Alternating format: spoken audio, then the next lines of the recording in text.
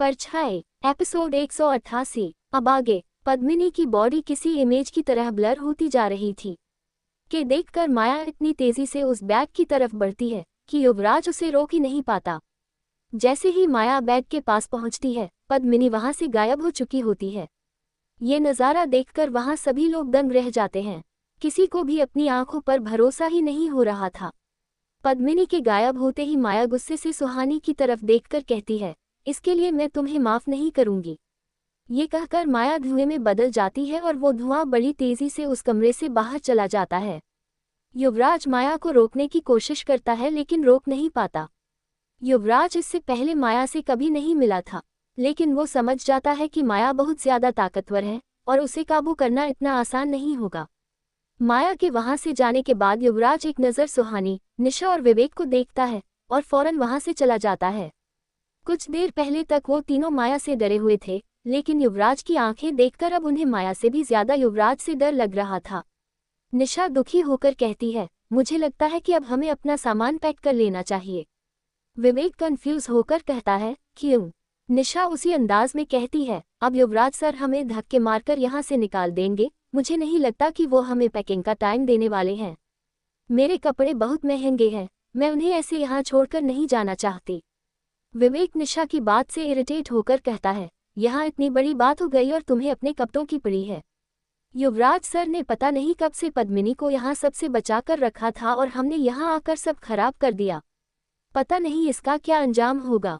सुहानी की नज़र अभी भी उस बैग पर थी जिस पर पद्मिनी लेटी थी। वो कुछ देर पहले हुए इंसिडेंट को याद करते हुए कुछ समझने की कोशिश कर रही थी। सुहानी उस बैग को देखते हुए कहती है, लेकिन पद्मिनी को हुआ क्या? कुछ देर पहले तक तो वो यही थी, फिर वो गायब कैसे हो गई? विवेक सुहानी से कहता है, क्या ये सब तुम्हारे उसे छूने की वजह से हुआ? सुहानी घबराते हुए कहती है, क्या मैंने पद्मिनी को मार दिया? निशा कंफ्यूज होकर कहती है, पता नहीं, तुम अनजाने में ही लोगों की शक्तियां कंट्रोल कर सकती हो। अब तुमने बिना जाने समझे पद्मिनी की शक्तियां कम की है या बढ़ाई है, ये तो सिर्फ पद्मिनी ही बता सकती है। सुहानी अपने किए पर पछताते हुए कहती है, अब मुझे समझ आया कि युवराज सर मुझसे बातें छुपाकर क्यों रखते हैं। मैंने सब बर्बाद कर दिया। निशा और विवेक आगे कुछ नहीं कहते। वो पद्मिनी के इस तरह से गायब होने से बहुत ज्यादा डर गए थे। वही युवराज अर्नव के घर में समायरा के सामने बैठा था। समायरा अभी भी कमजोर थी, इस वजह से वो बेड पर टेक कर बैठी थी और युवराज उसके बेड के पास एक चेयर पर बैठा था। वो दोनों अब काफी सीरियस लग रहे थे और उन दोनों के बीच बिल्कुल खामोशी थी। उन्हें देखकर साफ समझ आ रहा था कि वो किसी सोच में डूबे हुए हैं। कुछ देर बाद समायरा उनके बीच की खामोशी को तोड़ते हुए कहती है, तो तुम कहना चाहते हो कि पद्मिनी की शक्तियां वापस आ गई है? युवराज एक गहरी सांस लेकर कहता है, हाँ। समायरा आगे कहती है, तुम ये इतने यकीन के साथ कैसे कह सकते हो? युवराज संजीदगी के साथ कहता है, इससे पहले जब भी मैं उस रूम में जाता था मुझे कुछ भी महसूस नहीं होता था, लेकिन आज मुझे उस रूम में बहुत पावरफुल एनर्जी फील हुई। समायरा कहती है, ये भी तो हो सकता है कि वो एनर्जी उस औरत की हो जो पद्मिनी को लेने आई थी। युवराज आगे कहता है, आज तक पद्मिनी को कोई नहीं ढूंढ पाया था और तुमने ही कहा था कि इसकी वजह पद्मिनी को वो हालत थी। उसकी शक्तियां इतनी कम हो गई थी कि कोई उसे ढूंढ ही नहीं पा रहा था। फिर आज ऐसा क्या हुआ होगा कि वो औरत पद्मिनी तक पहुंच गई? उसने जरूर वो ऊर्जा महसूस की होगी जो शिमला में और कहीं नहीं है। समायरा को भी युवराज की बात बिल्कुल सही लगती है। वो आगे कहती है, तो क्या ये सुहानी की वजह से हुआ? युवराज अपनी जगह से उठकर खुद पर गुस्सा होते हुए कहता है, मुझे पहले ही समझ जाना चाहिए था। पद्मिनी ने बेहोश होने से पहले सुहानी का नाम लिया था। इस हालत में भी वो निशा तक अपना मैसेज पहुंचाने की कोशिश कर रही थी। मैं उन्हें प्रोटेक्ट करने में ही लगा हुआ था, लेकिन मुझे समझना चाहिए था कि इन तीनों के बिना हम कभी आगे बढ़ ही नहीं सकते। समायरा कहती है, तो अब क्या सोचा है तुमने? क्या हमें पद्मिनी को ढूंढना होगा? युवराज खिड़की के पास जाकर बाहर की तरफ देखते हुए कहता है, जब तक वो खुद ना चाहे कोई उसे ढूंढ नहीं सकता। वो अब ठीक हो गई है, लेकिन अभी भी वो कमजोर होगी। हम बस उसका इंतजार कर सकते हैं। युवराज का न्यूट्रल रिस्पांस देखकर समायरा को गुस्सा आ रहा था। वो गुस्से से कहती है, क्या मतलब है कि हम सिर्फ इंतजार कर सकते हैं? यहाँ लोग मर रहे हैं और हम हाथ पर हाथ रखकर नहीं बैठ सकते। युवराज पीछे मुड़कर समायरा के गुस्से से लाल चेहरे को देखते हुए कहता है, मैंने कहा कि हम पद्मिनी का इंतजार करेंगे, ये नहीं कहा कि उस साय को लोगों को मारने देंगे। समायरा क्यूरियस होकर कहती है, तुम कहना क्या चाहते हो? युवराज उसकी आंखों में देखते हुए कहता है, अब उसका सामना करने का वक्त आ गया है। युवराज का जवाब सुनकर समायरा और भी ज्यादा सीरियस हो जाती है। वो आगे कुछ कहने ही वाली थी, तभी उसके रूम का डोर नॉक होता है। समायरा फिर से कोई जवाब नहीं देती। अर्नव चिढ़कर रूम के अंदर आते हुए कहता है, क्या तुम कम इन भी कह सकती? ये कहते हुए अर्नव की नज़र युवराज पर जाती है। युवराज को वहां देखकर अर्नव थोड़ा चौंक जाता है। वो जल्द से जल्द समायरा को देखना चाहता था, इसलिए जल्दबाजी में उसने अपने घर के बाहर युवराज की कार को नोटिस नहीं किया।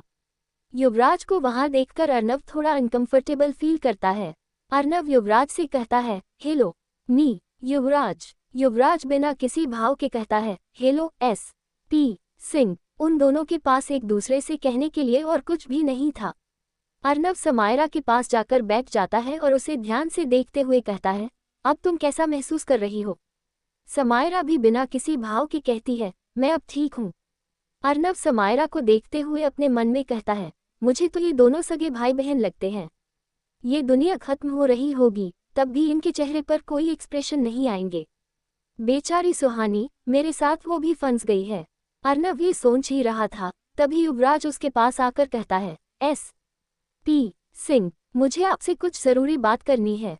अर्नव वहां से उठकर कहता है, हाँ कहिए। युवराज आगे कहता है, अगर आपको कोई एतराज ना हो तो मैं उन डेड बॉडीज और उस लोकेशन को देखना चाहूंगा जहां मर्डर्स हुए हैं, और मुझे उन मर्डर्स से रिलेटेड सारी इन्फॉर्मेशन भी चाहिए। अर्नव सार्कास्टिक वे में हल्की मुस्कान के साथ कहता है, क्या हुआ? अब इंस्पेक्टर शर्मा आपकी मदद नहीं कर रहा है। युवराज हल्की मुस्कान के साथ कहता है, मुझे पता है कि आप उसके और मेरे कनेक्शन के बारे में जानते हैं, इसलिए मुझे डायरेक्ट आपसे बात करना ही सही होगा। अर्नव उसी अंदाज में कहता है, तो फिर मुझे कितने पैसे मिलेंगे? युवराज जवाब देता है, मैं जानता हूं कि अपने सारे पैसे लगाकर भी मैं आपको नहीं खरीद सकता, इसीलिए मैंने फेवर करने के लिए कहा है। और अगर देखा जाए तो इसमें आपका भी फायदा है, क्योंकि आप भी शहर के लोगों को बचाना चाहते हैं और मैं भी। अर्नव मुस्कुराते हुए कहता है, ठीक है, आज रात तक इन केसेस की सारी फाइल्स आपको मिल जाएगी, और अगर आप चाहे तो कल फॉरेंसिक डिपार्टमेंट आकर उन बॉडीज को देख सकते हैं। अर्नव की बात सुनकर युवराज उसकी तरफ अपना हाथ बढ़ाकर कहता है, ओके देन, मुझे चलना चाहिए। अर्नव भी अपना हाथ आगे बढ़ाकर युवराज से हाथ मिला लेता है। इसके बाद युवराज की नज़र समायरा पर जाती है। समायरा अपना सर हिला देती है और युवराज वहां से चला जाता है।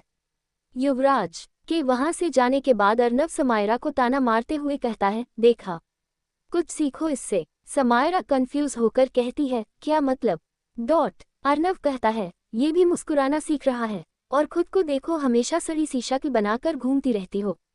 क्या तुमने कभी अपनी लाइफ में एक स्माइल की भी है? समायरा अर्नव के सवाल का कोई जवाब नहीं देती। इससे इरिटेट होकर अर्नव वहां से जाते हुए कहता है, ओह गॉड, किस लड़की से प्यार हो गया, मेरी तो जिंदगी बर्बाद हो गई। ये कहकर अर्नव उस रूम से बाहर चला जाता है। अर्नव के जाने के बाद समायरा के चेहरे पर हल्की सी स्माइल आ जाती है। रात हो चुकी थी। निशा और सुहानी निशा के रूम में परेशान बैठे थे। वो खामोशी से अपने दिमाग में वो सारी पनिशमेंट इमेजिन कर रहे थे जो युवराज उन्हें दे सकता था। निशा घड़ी देखते हुए सुहानी से कहती है, सुहानी, रात के 12 बज रहे हैं, तू अपने रूम में क्यों नहीं जा रही? सुहानी भी घबराते हुए कहती है, मैं नहीं जाऊंगी वहां, पता नहीं युवराज सर कितने गुस्से में होंगे, मैं इतनी जल्दी मरना नहीं चाहती। निशा कहती है, सुहानी, तू जा यहाँ से, युवराज सर पहले ही हमसे गुस्सा है, अगर तेरे यहाँ रहने पर उन्हें और गुस्सा आ गया तो तेरे साथ मैं भी शहीद हो जाऊंगी। सुहानी निशा पर गुस्सा होते हुए कहती है, मैंने कहा ना, मैं नहीं जाऊंगी। जैसे ही सुहानी अपनी बात पूरी करती है, उन्हें डोर नॉक करने की आवाज़ सुनाई देती है। वो आवाज़ सुनकर निशा और सुहानी और भी ज्यादा घबरा जाती हैं। निशा दरवाजे को देखते हुए कहती है, लगता है युवराज सर आ गए। सुहानी, तू प्लीज जा, मैं तेरी वजह से मरना नहीं चाहती। सुहानी चिढ़कर कहती है, कैसी दोस्त है तू, मेरे लिए उस साय का सामना कर सकती है, लेकिन युवराज सर से डर रही है। निशा लगभग रोते हुए कहती है, युवराज सर ज्यादा डेंजरस हैं। बाहर खड़ा युवराज उन दोनों की सारी बातें सुन रहा था। ये सब सुनकर उसके चेहरे पर स्माइल आ जाती है। युवराज उनसे बिल्कुल भी नाराज नहीं था। बेशक उन्होंने युवराज की बात नहीं मानी थी, लेकिन इस वजह से पद्मिनी अब ठीक हो गई थी। जब कोई भी दरवाज़ा नहीं खोलता तो युवराज उस रूम का दरवाज़ा खोलकर अंदर आ जाता है। अपने सामने युवराज को देखकर निशा और सुहानी और भी ज्यादा घबरा जाती हैं। युवराज कोल्ड एक्सप्रेशन के साथ सुहानी को देखते हुए कहता है, तुम यहाँ क्या कर रही हो? सुहानी डर से हकलाते हुए कहती है, वो मैं आज निशा के साथ यही सोने वाली हूँ। युवराज अपनी आंखें छोटी करके कहता है, क्यों? सुहानी निशा को अपने दोनों हाथों से साइड हग करके फेक हंसी के साथ कहती है, वो क्या है ना, जब मैं अपने घर में रहती थी तो निशा के साथ ही सोती थी। पिछले कुछ रातों से मैं इसे बहुत मिस कर रही हूँ, इसलिए आज रात में यही सोऊंगी। सुहानी की पूरी बात सुनकर युवराज की नज़र निशा पर जाती है। युवराज की नज़र अपनी तरफ पाकर निशा एक झटके में सुहानी से अलग हो जाती है और घबराते हुए कहती है, नहीं, ये युवराज सर, ऐसा कुछ नहीं है, मुझे इसके साथ नहीं सोना है। हाँ, हम इतने भी अच्छे दोस्त नहीं हैं। निशा के इस तरह धोखा देने पर सुहानी उसे घूर कर देखने लगती है। निशा सुहानी की तरफ देखकर कहती है, तो तुम मुझे ऐसे क्यों घूर रही है? सुना नहीं, युवराज सर ने क्या कहा, जा अपने रूम में जाकर सो जा। सुहानी गुस्से में अपने दांत पीसते हुए कहती है, युवराज सर ने ऐसा कुछ नहीं कहा। निशा अब दयनीय नजरों से सुहानी को ही देख रही थी। तभी युवराज कहता है, तो मैं अब कह रहा हूँ, रूम में चलो। सुहानी युवराज से कुछ कहने की हिम्मत नहीं कर पाती। वो मायूसी और घबराहट के साथ धीरे धीरे युवराज की तरफ बढ़ने लगती है। युवराज सख्त आवाज में कहता है, फास्ट। युवराज के कहने पर सुहानी भागते हुए उस रूम से बाहर चली जाती है। युवराज भी वहां से निकलकर दरवाज़ा बंद कर देता है।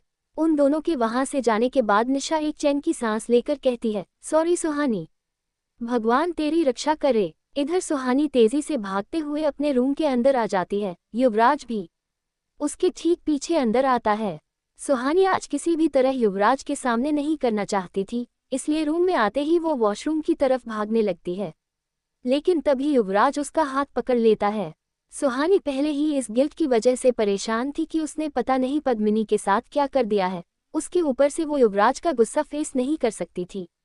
सुहानी बिना देरी किए युवराज की तरफ मुड़ती है और अपने घुटने पर आकर अपना कान पकड़कर युवराज से कहती है, Yuvraj sir, I am so sorry, I know, आपने हमें उस रूम में जाने से मना किया था, लेकिन हम नहीं माने, और पता नहीं मेरी वजह से पद्मिनी को क्या हो गया। मैं सच में ऐसा कुछ नहीं करना चाहती थी, ये सब अपने आप ही हो गया। ये सारी बातें सुहानी एक सांस में कह देती है। युवराज सुहानी को इस तरह घुटने में देखकर चौंक जाता है और फिर सुहानी के दोनों कंधों को पकड़कर उठाता है।